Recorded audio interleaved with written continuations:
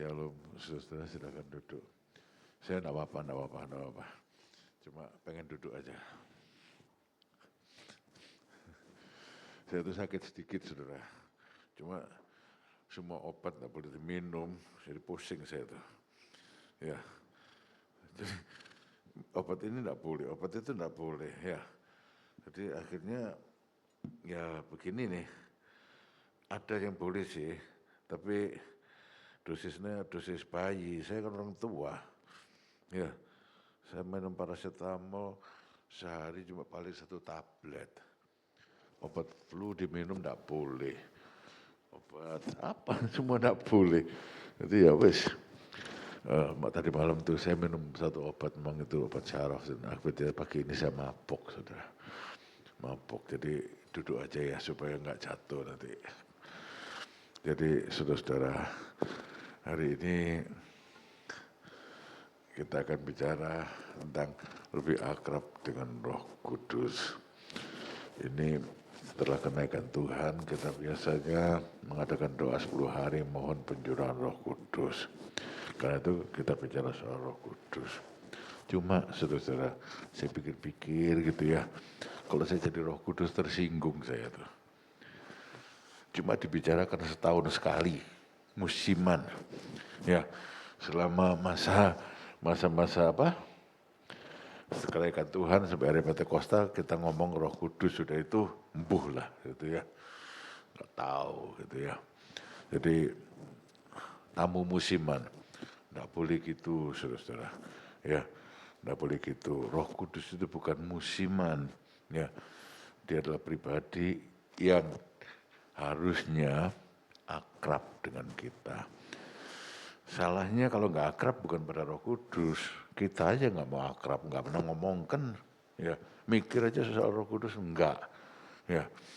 Tapi saudara kita nggak boleh gini terus, ya nggak maju-maju, ya. Kita mesti akrab dengan Roh Kudus. Besti kita siapa? Roh Kudus gitu loh, kurang lebih ya. Anak saya itu, cucu saya itu punya daftar besti. Bestinya nomor 1 ini, nomor 2 ini, paling best apa, yang trust besti ada. Saya bilang kenapa trust besti putus hubungan, saudara-saudara. Nah, jadi kalau kita ditanya bestinya siapa, harusnya Roh Kudus. Ya, akrab dengan Roh Kudus. Sebab, slide, dalam Yohanes pasal 14, ayat 15 sampai ayat 20, nanti saya baca sampai ayat 18 saja dah. Ditulis gini, ini Tuhan Yesus yang ngomong, ya. Jikalau kamu mengasihi aku, ini dibuka aja ya, jauh dari saudara, enggak nular. Jikalau kamu mengasihi aku, kamu akan menuruti segala perintahku. Aku akan minta kepada Bapa, dan ia akan memberikan kepadamu seorang penolong yang lain, supaya ia menyertai kamu selama-lamanya. Perhatikan, selama-lamanya, bukan musiman setahun sekali. Siapa itu? Yaitu Roh kebenaran. Dunia tidak dapat menerima dia, sebab dunia tidak melihat dia dan tidak mengenal dia. Tapi kamu mengenal dia. Siapa kamu? Murid-murid Tuhan. Mengenal dia. Sebab ia menyertai kamu, menyertai murid-murid Tuhan, dan akan diam di dalam kamu, di dalam murid-murid Tuhan. Aku tidak akan meninggalkan kamu sebagai yatim piatu. Aku datang kembali kepadamu. Ya, saudara-saudara, dalam ayat-ayat ini, Tuhan Yesus bicara kepada murid-muridnya, bahwa dia akan memberikan seorang penolong, penghibur, yang menyertai murid-muridnya selama-lamanya. Sehingga murid-muridnya tidak menjadi seperti yatim piatu. Selama Tuhan Yesus di dunia, murid-muridnya itu berjalan bersama dengan Tuhan Yesus. Nah, malam itu Tuhan Yesus akan ditangkap, besok paginya disalibkan, mati, bangkit, dan sudah itu naik ke sorga. Dan murid-murid sama siapa? Tuhan Yesus bilang, kamu enggak yatim piatu. Aku akan kirim Roh Kudus kepadamu. Aku akan minta kepada Bapa untuk mengirim Roh Kudus kepadamu. Kamu itu siapa? Murid-murid, saudara-saudara. Murid-murid. Kenapa saya bisa tekankan murid-murid? Orang Kristen itu harusnya murid, saudara. Tapi sekarang murid sama orang Kristen itu ada bedanya. Orang Kristen itu KTP. KTP-nya Kristen, Kristen, Kristen. Murid, enggak. Kenapa? Ya suka-suka, mau datang gereja, datang. Enggak datang, enggak apa-apa. Pokok semua suka-suka. Mau doa, ya doa. Enggak doa, ya enggak apa-apa. Nah, itu bukan murid, toh. Itu kan bukan murid. Itu abangan namanya. Ya, Kristen tapi tidak doa, Kristen tapi tidak baca Alkitab, Kristen tapi tidak kenal Tuhan. Ya, nah ini sebetulnya manusia duniawi. Ya dia tidak kenal Roh Kudus, tidak akan bisa terima dia, kata Tuhan Yesus. Dunia tidak dapat menerima dia, sebab dunia tidak melihat dia dan tidak mengenal dia. Ya, orang Kristen duniawi, ya abangan, cuma KTP netok Kristen, ya, tidak kenal Roh Kudus, ya, tidak kenal Roh Kudus, jadi tidak bisa menerima Roh Kudus. Tapi kalau murid lain, saudara. Tuhan Yesus memang ngomong itu kepada murid-murid.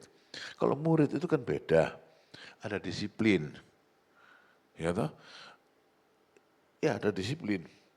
Datang nggak boleh telat, nggak boleh bolos, pelajaran mesti mendengarkan, ditanya, lalu dites sudah ngerti atau belum, dikasih PR, nggak ada murid dikasih PR bilang saya belum bisa. Gitu. Orang Kristen saya belum bisa sama Tuhan, mengampuni saya belum bisa, memaafkan saya belum bisa, mulutnya itu udah dijaga, saya belum bisa, terus-terusan belum bisa. Kenapa? Memang bukan murid, nggak pernah belajar. Tapi murid beda. Kalau murid itu naik kelas mestinya. Ya, next level, naik kelas. Bertumbuh. Jadi orang Kristen tidak bertumbuh sebab manusia duniawi. Jadi orang Kristen mau bertumbuh jadi murid Tuhan. Lalu Tuhan Yesus bilang, kalau kamu jadi muridku, aku akan membuat kamu jadi pinter. Guru cuma ngajar. Tapi kalau Tuhan bukan cuma ngajar, dia membuat kita jadi pinter, jadi kuat, jadi mampu memberikan Roh Kudus penolong kepada kita yang menyertai kita selama-lamanya. Sayangnya itu saya tuh bilang ini Roh Kudus itu dibicarakan setahun sekali aja. 10 hari sudah itu selesai dari Pentakosta, wis kita nggak ngomong lagi soal Roh Kudus, blas nggak ngomong soal Roh Kudus, ya dilupakan. Nggak boleh gitu, ya kita mesti akrab dengan Roh Kudus. Slide, siapa Roh Kudus itu? Roh Kudus itu adalah pribadi ketiga dari Allah Tritunggal. Allah kita itu kan Bapa, Anak, dan Roh Kudus. Dari sekte sesat, dia bilang Roh Kudus itu kuasa. Kalau kuasa bukan pribadi, ya ada yang bilang ya pokoknya begitulah ya. Tidak mengakui bahwa Roh Kudus itu adalah Tuhan. Tidak kenal Tuhan, tidak kenal. Karena memang bukan murid, ya, bukan manusia yang rohani, yang sungguh-sungguh dalam Tuhan. Tapi yang benar adalah Roh Kudus itu adalah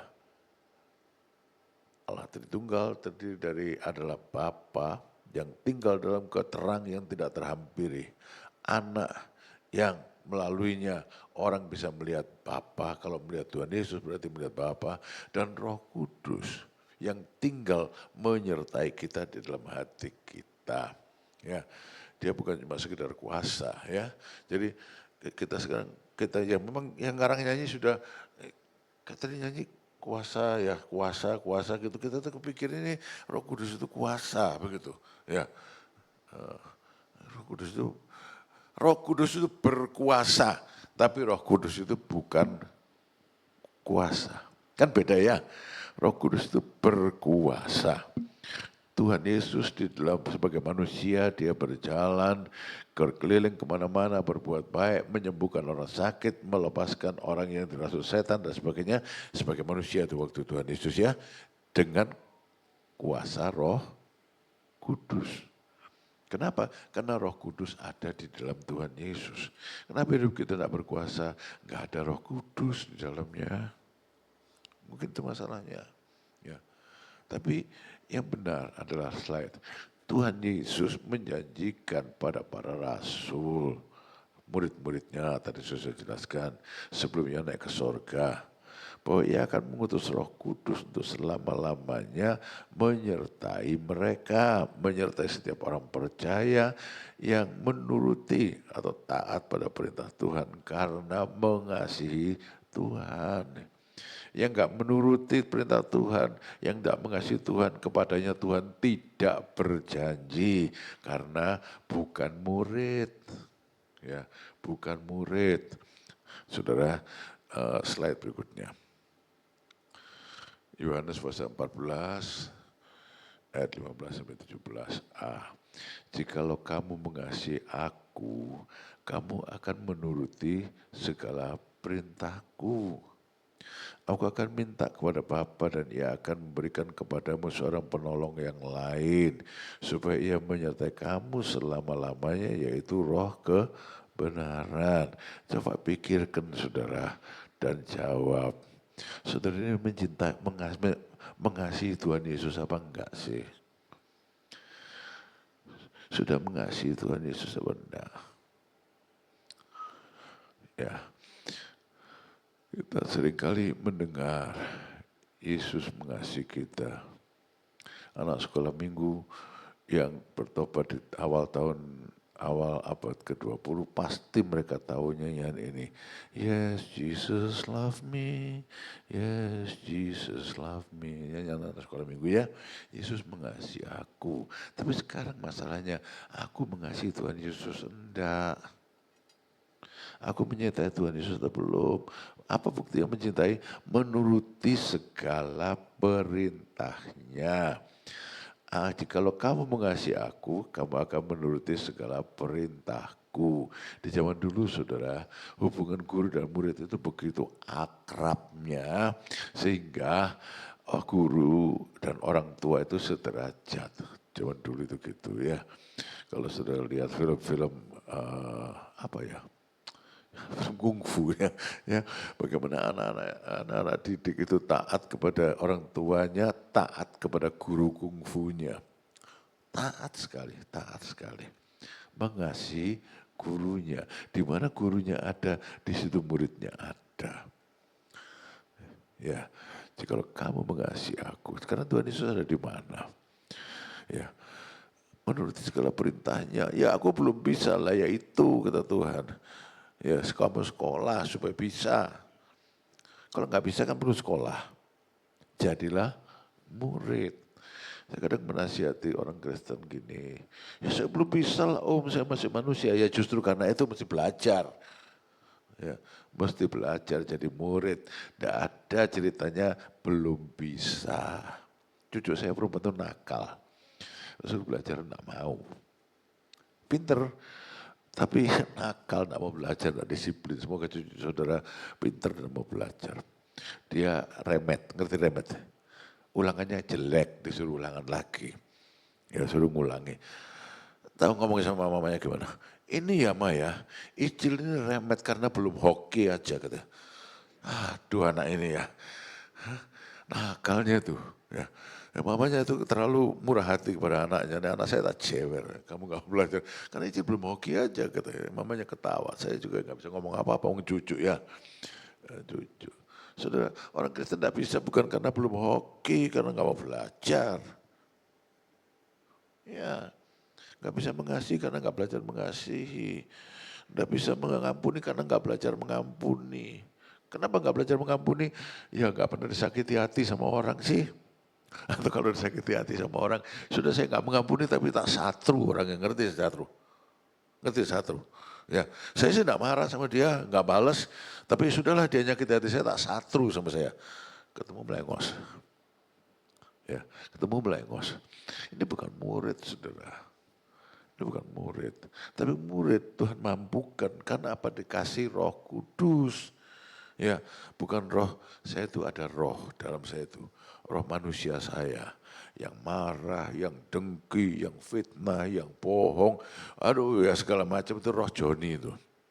Tapi setelah saya jadi murid, di samping roh itu ada Roh Kudus. Ya setiap kali jewer telinganya roh yang gak menurut itu. kamu tuh ya, mbak ya nurut gitu. Apa? Mengampuni. Tuh. Ya, apa? Berbuat baik dan seterusnya.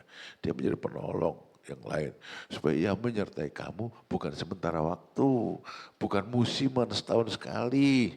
Selama-lamanya. Ya, selama-lamanya. Siapa? Yaitu roh kebenaran.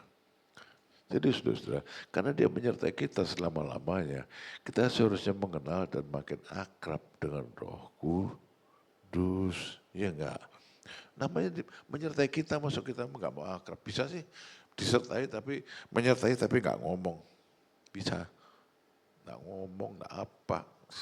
Soalnya kalau ngomong ribut baik sih. Ya, ada di rumah, tapi enggak ada juga. Kenapa? Enggak pernah ngomong. Jangan gitu. Ya, kita seharusnya mengenal dan makin akrab dengan Roh Kudus.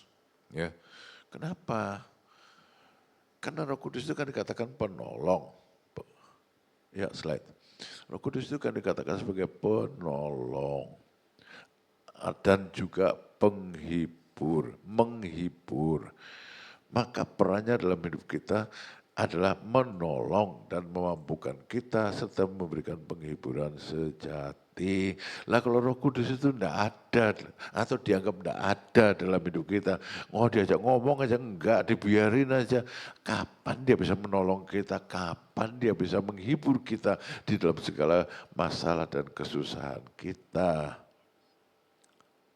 Ya, saudara-saudara, pada faktanya kita kan, saya ulangi lagi biar aja bosan, nggak apa. Kita kan cuma setahun sekali toh. Ya, mari saudara ini menjelang hari Pentakosta kita berdoa, kita minta kepenuhan Roh Kudus. Sudah itu, mbuh. Ya, sudah 2 tahun dipenuhi Roh Kudus, ya gitu-gitu aja. Setahun sekali minta dicas, sudah itu dibiarkan lagi. Tadi nggak bertumbuh. Saudara-saudara, ingat, dia punya peran yang esensial, yang penting dalam kehidupan saya dan dalam kehidupan saudara. Menjadi penolong, kalau ditolong Roh Kudus mesti mampu. Menjadi penghibur, kalau dihiburkan oleh Roh Kudus, kita mendapatkan penghiburan yang sejati. Ya, saudara-saudara. Mari kita menghormati dan menghargai Roh Kudus. Sebagaimana kita melakukan hal yang sama kepada Bapa dan Kristus. Ya, hormati, ajak omong saudara, ajak omong. Ya, kita tuh kalau sama Tuhan itu dibilang menghormati, tapi seringkali Tuhan dijadikan jongos saja. Nggak ngomong kalau nggak minta. Saya tuh ada pembantu di rumah. Mulai dulu saya menerapkan hukum bagi mulut saya. Saya tidak akan ngomong kepada pembantu perempuan. Saya cuma ngomong kalau nyuruh. Ya, kalau enggak. Saudara, pembantu boleh diperlakukan gitu. Kalau Tuhan, masuk kita bilang kita itu mengasihi Tuhan, tapi ngomongnya cuma kalau minta aja. Akrablah dengan Roh Kudus, saudara. Akrablah dengan Roh Kudus. Maka Roh Kudus akan menolong. Kalau saudara punya anak itu kalau datang ke rumah, yang dicari mama atau papa, itu kan bukan cuma karena mau minta. Ya, masuk rumah, mama mana mama. Oh sudah pulang, kata mama, sudah. Ya, pernah nggak gitu sama Tuhan? Tuhan, akrablah dengan Tuhan. Ini ada cerita, tapi saya pikir cerita Banyolan ya. Tapi saya pikir ada betulnya, namanya Alyong. Sudah pernah dengar ya? Si Alyong ini tidak pintar doa, tapi setiap kali berangkat kerja ini, oh Tuhan ini Owe Alyong. Ketemu gereja mampir, Tuhan ini Owe Alyong. Duduk di tempat kerja, Tuhan ini Owe Alyong. Enggak ada Alyong di sini, enggak ada ya? Siapa yang ada? Sudah lah, sekarang ya, ganti nama saudara. Tiap hari begitu saja. Nggak ngomong apa-apa, Tuhan ini Owe. Owe itu orang Cina kan suka ngomongnya Owe ya, membahasakan dirinya Owe Alyong. Satu hari si Alyong jatuh sakit, dia masuk di ICU, Tuhan ini Owe Alyong, dia bilang gitu. Dia malah di ICU, malam-malam ada orang, dia rasa ada orang masuk kamarnya. Siapa ya? Dia bilang orang itu, Leong, ini Owe Tuhan, katanya. Terus dia melek, tidak ada Tuhan. Dia bangun dari tempat tidurnya, infusnya nggak tahu dikemanain, dia keluar. Perawatnya, loh, ucul gitu ya. Nah, tadi katanya ada Tuhan datang katanya gitu. Alyong sembuh. Saudara-saudara, mau cerita beneran apa enggak, tapi saya yakin itu bisa terjadi. Kalau orang akrab dengan Tuhan, bicara pada Tuhan Yesus. Ojo njaluk tok. Ya, ojo njaluk tok. Bicara pada Tuhan Yesus. Dengar dia ngomong apa. Menghormati Tuhan. Menghargai Tuhan Roh Kudus. Yang kedua, bagaimana sih kita bisa akrab dengan Roh Kudus? Mungkin enggak. Dalam 1 Korintus pasal 6 ayat 19. Atau tidak tahukah kamu, jemaat di Korintus itu enggak tahu. Tapi sini tahu ya. Pada jemaat di Korintus, Rasul Paulus itu nulis, atau tidak tahukah kamu, katanya. Kalau kita tahu apa?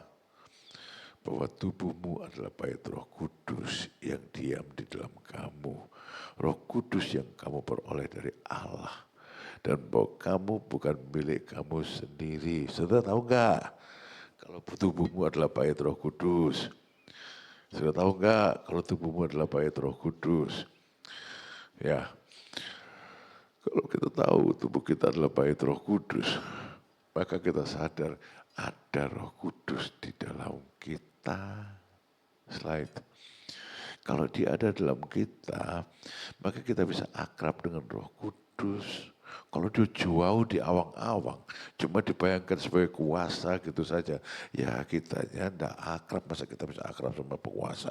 Kita bisa akrab sama penguasa, tapi kita tidak bisa akrab dengan kuasa, iya enggak?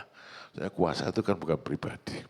Kita bisa akrab dengan Roh Kudus dan kuasanya akan nyata di dalam kita. Ya, jadi kita bisa akrab dengan Roh Kudus bila kita menyadari arti firman Tuhan. Tubuh kita adalah bait Roh Kudus. Berarti Roh Kudus diam di dalam kita. Diam di dalam kita. Tahun lalu minta dipenuhi Roh Kudus, dipenuhi. Sekarang Roh Kudus ada di mana? Ya tak? Kalau nggak dipenuhi Roh Kudus, kenapa nggak dipenuhi Roh Kudus? Tuhan bilang, aku mau memberikan kepadamu. Ya tapi kan katanya harus jadi murid. Ya jadilah murid lah. Saudara tidak rugi jadi muridnya Tuhan Yesus. Ya, tidak rugi jadi muridnya Tuhan Yesus. Itu adalah sekolah terbaik di dunia. Ini adalah jaminan penyertaan dan kemelekatan kita dengan Roh Kudus. Tidak dapat dipisahkan dari Roh Kudus. Ya, Roh Kudus di dalam saya nggak bisa dipisahkan. Bisa dipisahkan, saudara. Kecuali apa ya? Ya mestinya enggak ya. Slide. Jika kita menyadari penyertaannya, sadar disertai Roh Kudus, kita akan menghadapi kekhawatiran dan ketakutan apapun di dunia ini dengan keberanian yang berasal daripadanya. Ya. Ya. Kita punya keberanian. 2 minggu lalu, kalau saya tidak salah minggunya lupa ya. Tapi saya ingat firman Tuhan kan gini, kalau Tuhan di pihak kita, siapakah lawan kita? Tidak ada. Tapi jadi persoalan Tuhan di pihak kita apa enggak? Kan gitu. Ya. Tuhan di pihak kita tidak ada yang ngelawan kita. Tapi persoalannya gini, Tuhan di pihak kita apa enggak? Iyalah, Roh Kudus ada dalam kita harusnya toh. Roh Kudus ada dalam kita, berarti Tuhan di pihak kita. Dia akan menolong kita menghadapi kekhawatiran dan ketakutan apapun di dunia ini. Dengan keberanian orang yang rohani bukan Superman, orang yang dipenuhi Roh Kudus bukan nggak jadi Superman. Orang yang hidup bersama dengan Roh Kudus tidak jadi Superman, manusia biasa, tapi rohani, mengerti, menghargai hal-hal yang rohani. Perhatikan ini, selama ini saudara menghargai hal yang rohani atau yang jasmania. Saya takut saudara, orang Kristen ini lebih menghargai hal yang jasmani daripada rohani. Saya tuh dikirimi sama satu saudara, bukan dari gereja ini, soal waktu Paus mati tuh. Lalu katanya tidak ada Paus berikutnya, kalau nggak ada Paus berikutnya berarti Yesus mau datang, serem ya kata. Lulu, Yesus datang kok serem? Kenapa Yesus datang serem? Sebab dia tahu bahwa kalau Yesus datang dia masuk neraka gitu, nggak diangkat. Ya, saudara-saudara, itu tidak patut. Ya, orang Kristen tidak patut gitu tuh. Ya, menghargai hal yang rohani, pengharapan terbesar adalah kedatangan Tuhan Yesus. Lebih cepat datang lebih baik. Nanti kalau saya rasa tuh sehat, saya mesti khotbah di sini kalau nggak salah. Nanti saya akan khotbah mengapa Tuhan Yesus belum datang. Ya, kenapa Tuhan Yesus belum datang? Jadi sudah punya keberanian dan tidak takut-takut. Tidak takut-takut, ada Tuhan Yesus. Ya, dan dia mengajar kita dalam kebenaran. Lalu, jika kita menyadari bahwa tubuh kita adalah baitnya, kita pasti akan menggunakan anggota tubuh kita ini untuk memuliakan Allah. Ini saudara diem, kabeh tak anggap mendengar lah. Ya, saya anggap mendengar aja. Kok mendengar lah? Oh ya sudah, diem perhatikan ya. Saudara, kalau ada tamu di rumah saya loh, ya, tadi saya mau arah sama istri saya. Terus ada tamu datang di rumah saya. Langsung marahnya berhenti toh. Tamunya diterima, matanya melotot, tamu datang. Heran ya, mukanya jadi ramah. Oh, Edi Jaya, Mas Ed ada apa? Dan seterusnya. Marahnya ditinggalkan toh? Ya.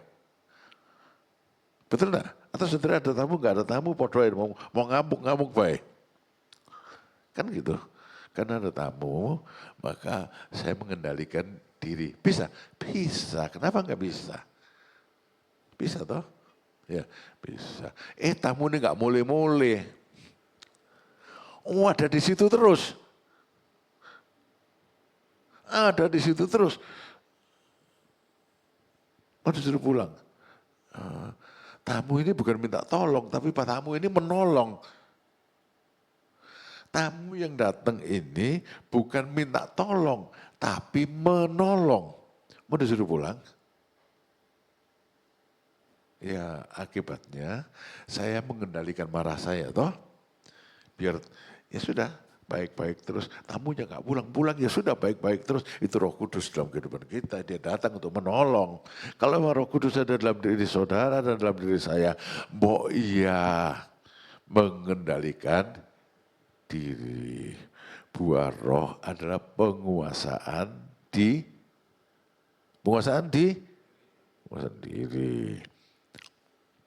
Saya bisa menguasai diri di muka tamu, muaranya kayak apa sama istri saya juga. Kalau ada tamu saya tidak marah. Masa orang Kristen tidak bisa menguasai diri, ada Roh Kudus di dalamnya yang memberi kekuatan dan penghiburan. Kuasai, ya saudara-saudara, kuasai diri. Jangan kalau ngomong di muka, Ed saya pernah marah-marah sama kamu belum Ed? Belum? Benar? Benar? Katanya saya belum pernah marah sama Edi Jaya. Sudah, nggak pernah ya?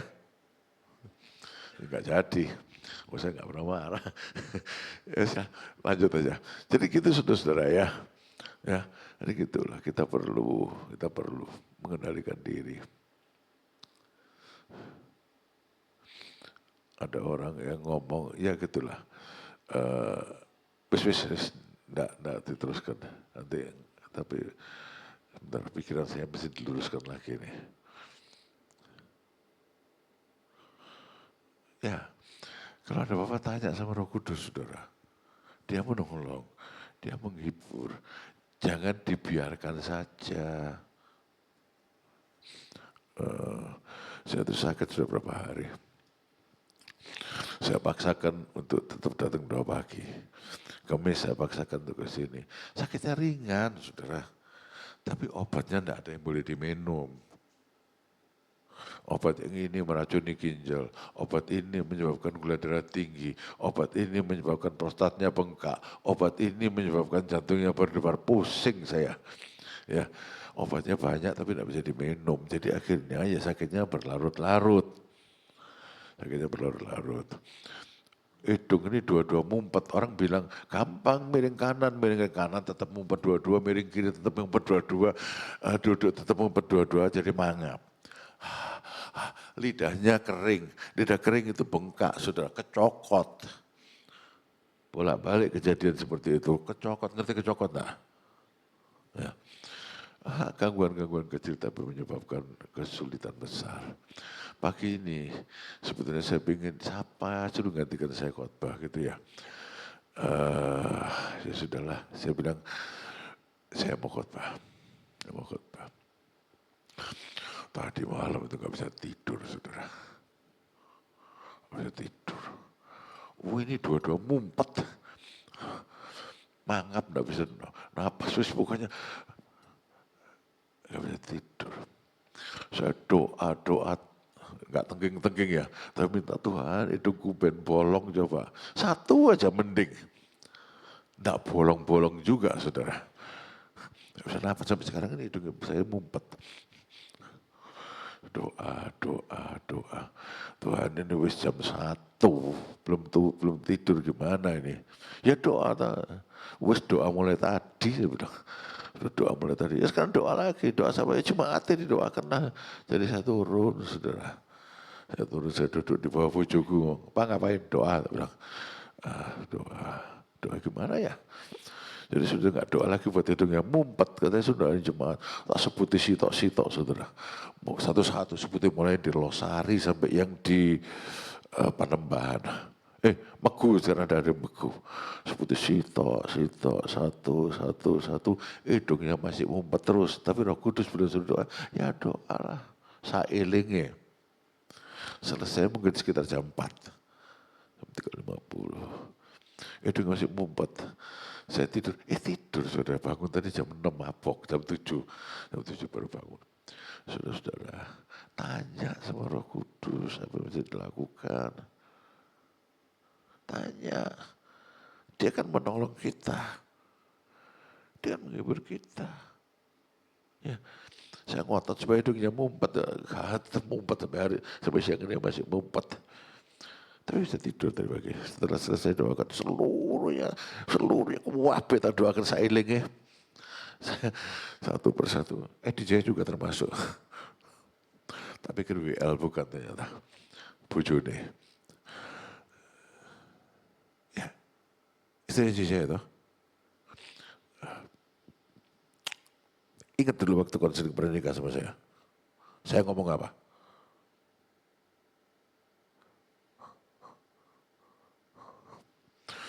Saya bilang, suami itu seperti Tuhan Yesus menempatkan jemaat tanpa cacat atau kerut sedikit pun. Ini enggak.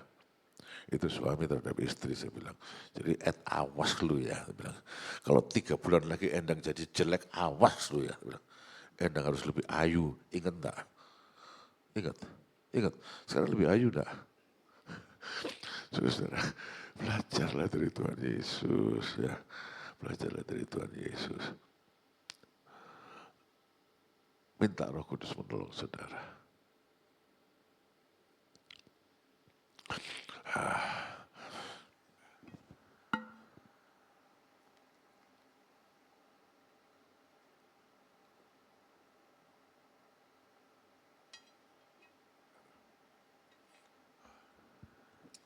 Saya tadi malam minum obat. Dulu saya minum 600 miligram, enggak apa-apa. Semalam saya minum 80 miligram. Pakai ini mabuk, makanya saya duduk. Daripada jatuh di bawah saudara. Mabuk.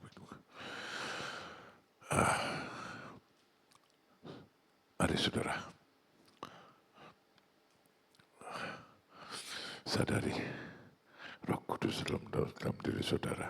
Dia saudara ngomong apa, Roh Kudus denger lo ya. Saudara bentak-bentak suami, Roh Kudus denger lo ya.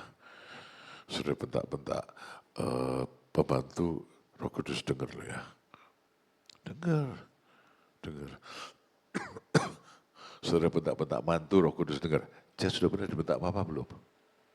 Belum. Tahu saya. Di muka saudara gedek, tapi pernah sambat sama mamanya kalau dibentai mertua laki, nggak tahu saya. Pernah nggak? Pernah nggak? Jess bilang kalau matul, kalau habis dimarahi sama papa. Belum? Pernah? Oh menang baik berarti pernah.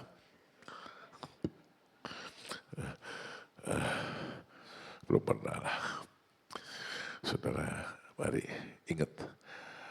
Anak sekolah minggu bilang, mata Tuhan melihat apa yang kita perbuat. Kan gitu ya. Roh Kudus dalam diri kita. Dia lihat apa yang kita buat. Akrablah dengan dia. Jangan biarkan saja. Tadi pagi saya cerita. Ini khotbah yang lantur kemana-mana ya. Pikirannya juga itu. Tadi pagi saya cerita. Orang yang gak akrab meskipun serumah. Ada satu opera. A Man from La Mancha. Suatu hari dia naik MRT. Duduk di sebelah seorang perempuan. Dan dia menyapa, basa-basi, cocok, chemistry-nya ada. Ya, ngomong. Lalu dia sudah dekat stasiun tempat dia turun, dia minta alamat si teman ini. Saya boleh minta alamatnya, sekarang minta nomor WA-nya kalau sekarang. Tukar alamat. Si laki ini turun, lalu dia baca. Loh, alamatnya kok alamat apartemen saya? Dia bilang, kenapa bisa gitu? Suami istri pisah kamar, tidak pernah ngomong, tidak pernah ketemu. Ya, suami istri, masing-masing pengen kunci dewek, tidak pernah ketemu, tidak pernah ngomong, di kamar dewek-dewek, tidak kenal. Itu tidak boleh terjadi dalam kehidupan kita, terhadap pasangan hidup kita, maupun dalam hubungan kita dengan Roh Kudus. Akrablah. Kalau pulang ya, mah. Kalau saudara tidur, istri saudara tidak ada, cari mah. Gitu. Kalau saudara tidur, lihat istri saudara tidak selimutan, kasih selimutlah dia. Banguni, mas selimutan gitu. Jangan. Ya, selimuti ajalah dia. Paginya saudara akan dicium. Percayalah. Pernah nggak Pak Rusli nyelimuti istrinya? Ya, kalau paginya nggak dicium, istrinya lupa. Pasti paginya saudara akan dicium. Ya dia. Enggak. Jadi saudara-saudara akrablah. Kalau sama suami istri aja demikian, menurut saya begitu ya. Apalagi Tuhan. Maka kita bisa bilang Allah mengerti, Allah peduli segala persoalan yang kita hadapi, senang atau susah, Allah mengerti dan Allah peduli, ada Roh Kudus di dalam kita. Kalau kita akrab dengan Roh Kudus ada hasilnya, enggak lanjut. Ini kok sudah lama, saya nggak ngelantur kemana-mana ya. Yuk lanjut slide berikutnya. Hasil keakraban dengan Roh Kudus, ada hasilnya enggak? Adalah. Jika akrab dengan Roh Kudus, kita akan diajar kebenaran. Roh Kudus akan mengajar kebenaran. Di dunia sudah diajar ilmu, tapi satu-satunya mengajarkan kebenaran itu Roh Kudus. Ya, karena kebenaran bukan hanya soal pengetahuan akal, ya sekolah memberi kita pengetahuan akal, tapi hikmat kebenaran itu asalnya dari Allah. Allah Roh Kudus yang tinggal di dalam kita, memberi kita hikmat. Ya, ayatnya dibaca yuk. Tetapi penghibur yaitu Roh Kudus yang diutus oleh Bapa dalam namaku, dialah yang akan mengajarkan segala sesuatu kepadamu dan akan mengingatkan kamu akan segala yang telah kukatakan kepadamu. Saudara pernah ulangan waktu sekolah, ada di sini tapi lupa ini tidak bisa keluar, pernah nggak? Pernah. Nah, seringkali juga terhadap kebenaran Tuhan yang didengar juga kita lupa toh. Tapi kalau ada Roh Kudus kita bilang, lo inget ya, kamu kan sudah diajar begini. Oh iya ya, saya tidak boleh nyukur-nyukur orang, ngerti nyukur-nyukur orang. Saya tidak boleh ngualat-ngualat ke orang ya. Gitu. Oh Tuhan, saya ditipu. Pembalasan daripada engkau Tuhan, balas dia ya Tuhan, ya balas 7 kali lipat, itu mah kain saudara. Nanti kain. Ya, kalau Roh Kudus saya bilang, nah itu kan doanya Kain. Doanya orang Kristen gimana? Tuhan saya ditipu oleh dia, berkati dia ya Tuhan, ampuni dia. Nah ya itu baru benar, baru betul. Itu baru betul. Ya, jangan pernah nyukur-nyukur orang, malat-malatkan orang benar. Namun benar yang kukatakan ini kepadamu adalah lebih berguna bagi kamu jika aku pergi. Sebab jikalau aku tidak pergi, penghibur itu tidak akan datang kepadamu. Tapi jikalau aku pergi, Tuhan Yesus naik ke sorga, aku akan mengutus dia kepadamu, Roh Kudus diutus kepadamu. Dan kalau ia datang, ia akan menginsafkan dosa, dunia akan dosa, kebenaran dan penghakiman akan dosa karena mereka tetap tidak percaya kepadaku, akan kebenaran karena aku pergi kepada Bapa dan kamu tidak melihat aku lagi, akan penghakiman karena penguasa dunia ini telah dihukum. Itu kerja Roh Kudus. Kalau dibilang mengintafkan dunia akan dosa, saya pikir yang di sana. Tapi saudara-saudara, yang maksud dunia itu juga aku loh. Aku ini kan di dalam dunia. Nah sadar akan dosanya. Yang bisa menyadarkan itu salah loh. Aduh aku salah tadi ya, kenapa aku ngomong gitu. Itu Roh Kudus, saudara. Kalau nggak ada Roh Kudus ngingetin, kita akan bilang malu ya. Berani-berani sama gue, tahu rasa lu ya. Ya, nggak tahu siapa saya, ya nggak tahu kalau kamu judes kayak gitu. Ya. Karena Roh Kudus, aduh Tuhan ampuni, kenapa saya tadi ngomongnya kayak gitu, ampuni saya, menginsafkan saya akan dosa, menginsafkan dunia akan dosa, memberi kita hikmat, memberi kita pengetahuan, saudara. Slide berikutnya.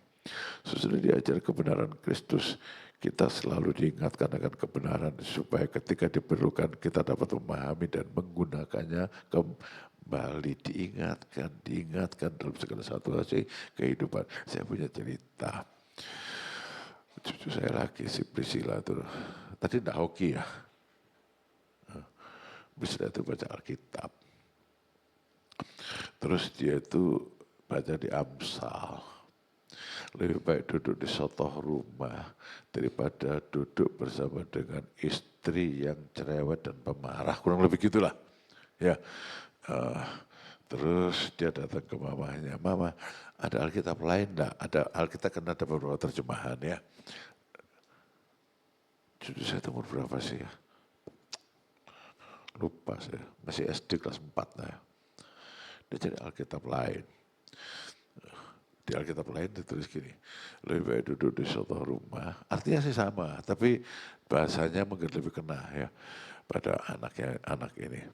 Lebih baik duduk di suatu rumah daripada duduk dengan perempuan cerewet dan pemarah. Tadi istri sekarang jadinya perempuan lebih lebar toh. Jadi mamanya tanya, Cil, perempuan yang suka marah, cerewet dan pemarah di sini siapa? Icil katanya. Roh Kudus bicara loh saudara. Roh Kudus bicara. Lalu dia tanya, satu rumah itu apa? Dia jelasin satu rumah. Nah saya itu kan orangnya jahil juga. Kita video call. Terus saya bilang, Cil, kalau Okong bacanya kok gini ya? Dia dengar, daripada duduk di satu rumah, lebih baik duduk bersama perempuan di rumah, duduk di rumah bersama perempuan pemarah yang cerewet. Saya bilang gitu, kalau Okong bacanya kok gitu? Dia dengar gitu. Terus ketawa dia, sesat katanya gitu. Okong yang disesatkan. disesat-sesatkan. Tapi itu memberikan pengertian pada saya bahwa anak ini paham akan kebenaran. Pak anak ini paham akan kebenaran. Dari mana? Ya satu-satunya yang bisa memberikan pemahaman akan kebenaran kan Roh Kudus, saudara. Ya kan? Ya kan? Nah, jadi saudara, ingat, kalau Roh Kudus mengingatkan kita akan satu kebenaran, jangan bilang, saya belum bisa. Roh Kudus akan bilang kalau sudah mau dengar-dengaran sama dia, ya aku tahu kamu belum bisa. Ada aku buat apa kalau gak buat nolong kamu supaya kamu itu bisa. Paham enggak? Ya, kadang-kadang saya bilang sama jemaat, ya mengampunilah, saya belum bisa om, saya kan manusia juga. Jangan pahit hati, saya belum bisa om, saya kan masih manusia juga. Ya, itu gunanya ada Roh Kudus sebagai penolong supaya kita mengatasi kepahitan kita. Supaya kita mengatasi tidak mengampuni apa, dendam ya. Kita mengatakan, ya gitulah, ya dalam kehidupan sehari-hari. Jadi dia mengingatkan kebenaran praktis, saya katakan. Kebenaran praktis yang kita lakukan sehari-hari. Ya, jangan terlalu muluk-muluk lah ya, yang praktis saja. Ya, jadi belajar, saudara. Kalau saudara akrab dengan Roh Kudus akan mengingatkan saudara apa dan yang boleh dan apa yang tidak boleh. Hikmat itu bukan karena saudara tahu 7.973.703 tadi berapa ya? 7.976.531 rupiah dikalikan 8.177.085 rupiah berapa bisa tahu? Itu bukan hikmat itu jenius. Ya, itu jenius. Saya habis nyebut juga lupa yang tadi saya sebutkan. Tapi ada yang bisa. Tapi hikmat itu bisa bilang ini salah ini tidak betul ini salah. Ya, ini salah. Keputusan ini salah. Jadi Roh Kudus apa yang mesti saya lakukan? Pernah tanya sama Tuhan enggak? Dia mengingatkan kita akan kebenaran. Ya sudah, kalau sudah tanya sama Tuhan, sudah pasti dijawab. Berkali-kali dalam hidup saya, Tuhan saya mesti apa ya? Saya mesti apa? Ya, berkali-kali Tuhan jawab. Ini yang kamu harus lakukan. Ini yang harus kamu lakukan. Dan ya saya sih biasa-biasa aja, bukan Superman. Nggak bakal jadi Superman lah. Tapi ya sejauh ini Tuhan memimpin saya. Sejauh ini Tuhan memimpin saya. Kalau kita tanya sama Tuhan, maka Tuhan bilang gini, Tuhan engkau ada di mana? Tuhan pasti akan bilang, ini aku ada bersama dengan kamu. Aku ada di dalam kamu. Tuhan saya mesti berbuat apa sih? Ya, apa yang harus saya lakukan? Siapa Tuhan? Tidak karena dewek lagi saudara. Jadi peran lain dari Roh Kudus adalah menginsyafkan kita akan dosa. Tidak boleh lakukan gitu kita tahu. Lalu kita dibawa kepada pertobatan dan menerima pembaruan hubungan dengan Allah. Bukan setahun sekali, tapi hari demi hari. Saya ulangi lagi, bukan setahun sekali, tapi setiap hari. Setiap hari. Jadi bagaimana? Saudara, ini sudah habis. Jadi bagaimana? Terima Roh Kudus dalam kehidupanmu. Gimana caranya jadi muridnya Tuhan? Daftar di sekolah Tuhan. Kemarin tanggal 20 berapa ya? 27 ya, 28. 29. 28. Hah? Ya pokoknya kemarin itu tahun 28 29 itu ada penerimaan mahasiswa itu toh. Hah? 8. Saudara, banyak yang gak diterima, kecewa. Tapi kalau sudah datang kepada Tuhan, dia bilang, Tuhan aku menjadi muridmu. Ayo, kata Tuhan. Di tingkat apapun kamu diterima, dibimbing dalam Tuhan. Roh Kudus akan datang kepadamu. Aku akan memberikan rohku kepadamu. Kalau dia belum diberi roh Tuhan, jadi murid Tuhan. Itu keputusan. Kalau sudah diberi roh Tuhan, berpaling kembali kepada Tuhan, minta maaf. Maaf Roh Kudus ya, selama ini aku lupa kalau kamu ada dalam hati saya. Sekarang saya ini mau bergaul akrab dengan engkau, dengar-dengaran pada suaramu. Jadi sekarang saya mesti apa Roh Kudus? Tuhan saya mesti apa? Tanya. Bergaullah dengan Roh Kudus, saudara akan diberkati. Ya, mari kita berdoa. Bapak di